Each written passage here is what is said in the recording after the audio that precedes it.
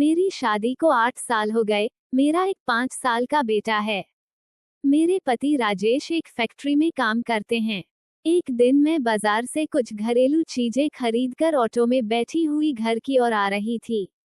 एक जगह पर ऑटो रुका। एक सवारी सामने वाली सीट पर आकर बैठ गई। जैसे ही मेरी नजर उस सवारी पर पड़ी तो मैं एकदम चौंक गई और मेरे दिल की धड़कनें बढ़ गई। इससे पहले कि मैं कुछ कहती, सामने बैठा हुआ आदमी जिसका नाम राहुल था, उसने मेरी ओर देखते हुए कहा, अरे सुमन तुम। हाँ मैंने बड़े ही बेमन से जवाब दिया। तुम कैसी हो? आज हम काफी दिन बाद मिल रहे हैं। राहुल के चेहरे पर खुशी तैर रही थी। मैं ठीक हूँ। मुझे पता चला था कि यहाँ इस शहर में तुम्हारी शादी हुई है। जान सकता हूँ कि परिवार में कौन कौन है? मेरे पति और एक बेटा, मैं बोली। तुम्हारे पति क्या करते हैं? एक कंपनी में काम करते हैं। क्या नाम है? राजेश। मैं यहाँ अपनी कंपनी के काम से आया था। अब काम हो चुका है। रात की ट्रेन से वापस चला जाऊंगा। राहुल ने मेरी ओर देखते हुए कहा। घर का पता नहीं बताओगी क्या? क्या करोगे पता लेकर? मैं कुछ सोचते हुए बोली। कभी तुमसे मिलने आ जाऊंगा। क्या करोगे मिलकर? देखो राहुल, अब मेरी शादी हो चुकी है और मुझे उम्मीद है कि तुमने भी शादी कर ली होगी। तुम्हारे घर में भी पत्नी व बच्चे होंगे। हाँ, पत्नी, एक बेटा और एक बेटी है। तुम मुझे पता बता दो। वैसे तुम्हारे घर आने का मेरा कोई हक तो नहीं है, पर एक पुराने प्रेमी नहीं बल्कि एक दोस्त के रूप में आ जाऊंगा किसी दिन। मैंने उसे अपना पता बता दिया। कुछ देर बाद ऑटो रुका। मैं ऑटो से उतरने लगी। सुमन, अब तो रात को मैं वापस जा रहा हूँ। फिर किसी दिन आऊंगा। मैंने कोई जवाब नहीं दिया। घर पहुंचकर मैंने देखा कि मेरा बेटा कमरे में बैठा हुआ स्कूल का काम कर रहा था। मैंने बेटे को खाना खिलाया और उसके बाद कमरे में जाकर लेट गई। मुझको तकरीबन 8 साल पहले की बातें याद आने लगी, जब मैं कॉलेज में पढ़ रही थी।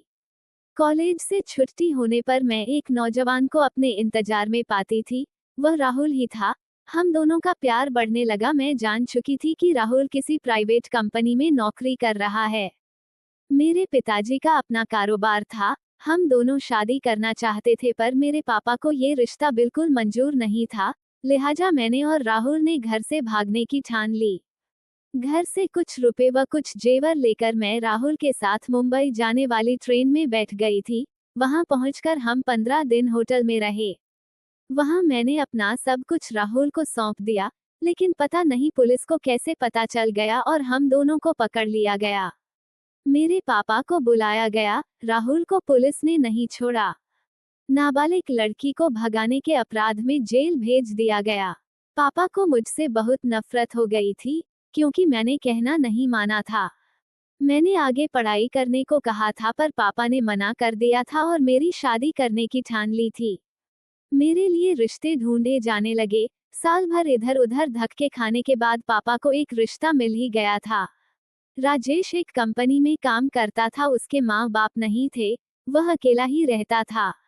पापा ने राजेश से जब शादी की बात की तो उसे सब सच बता दिया था। राजेश ने सब जानकर भी मना नहीं किया था।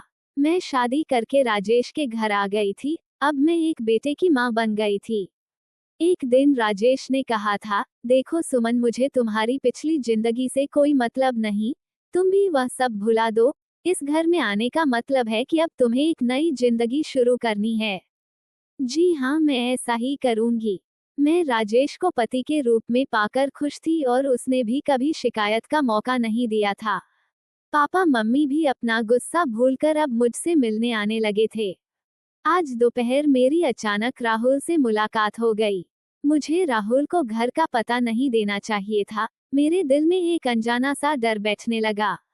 मैं आंखें बंद किए चुपचाप लेटी रही। अगले दिन सुबह के तकरीबन 10 बजे राजेश के जाने के बाद मैं रसोई में खाना बनाने की तैयारी कर रही थी।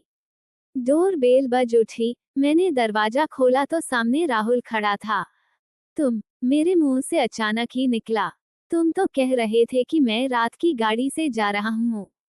सुमन, मुझे रात की गाड़ी से ही जाना था, पर ऑटो में तुमसे मिलने के बाद मेरा दिल दोबारा मिलने को बेचैन हो उठा। होटल में रात भर नींद नहीं आई। तुम्हारे बारे में ही सोचता रहा। तुम नहीं जानती सुमन कि मैं आज भी तुमको कितना चाहता हूँ, राहुल ने कहा। मैं चुपचाप खड़ी रही, मैंने कोई जवाब नहीं दिया। सुमन अंदर आने के लिए नहीं कहोगी क्या? मैं तुमसे केवल 10 मिनट बातें करना चाहता हूँ। आओ, ना चाहते हुए भी मेरे मुंह से निकल गया। कमरे में सोफे पर बैठते हुए राहुल ने इधर उधर देखते हुए पूछा, कोई दिखाई नहीं दे रहा है, सभी कहाँ गए हैं?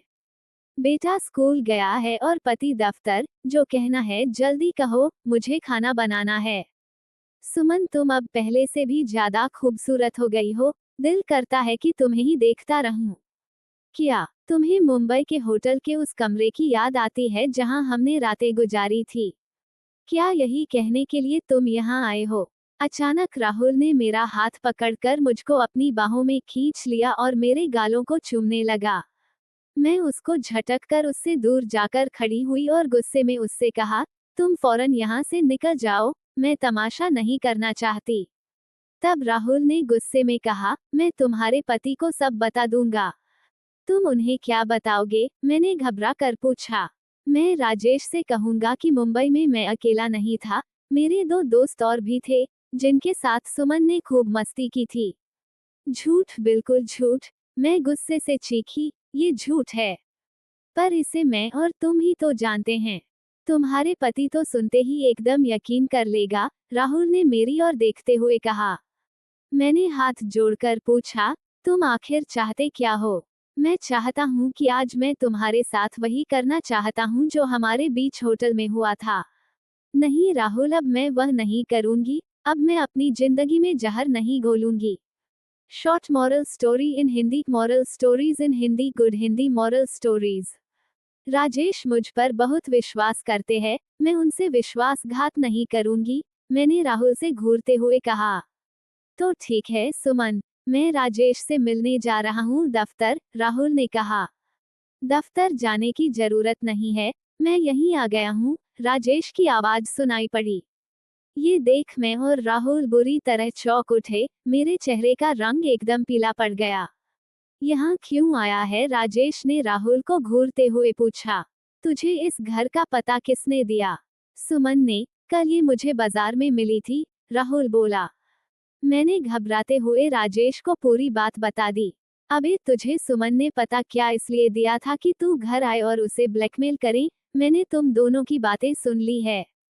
अब तू यहाँ से दफा हो जा, फिर कभी इस घर में आने की कोशिश की तो पुलिस के हवाले कर दूंगा, राजेश ने राहुल की ओर नफरत से देखते हुए गुस्साए आवाज में कहा। राहुल चुपचाप घर से निकल गया, मुझको रुलाई आ गई।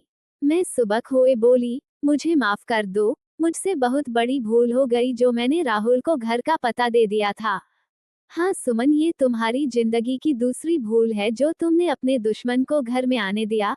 राहुल तुम्हारा प्रेमी नहीं बल्कि दुश्मन था। सच्चे प्रेम कभी भी अपनी प्रेमिका को घर से रुपए गहने वगैरह लेकर भागने को नहीं कहते।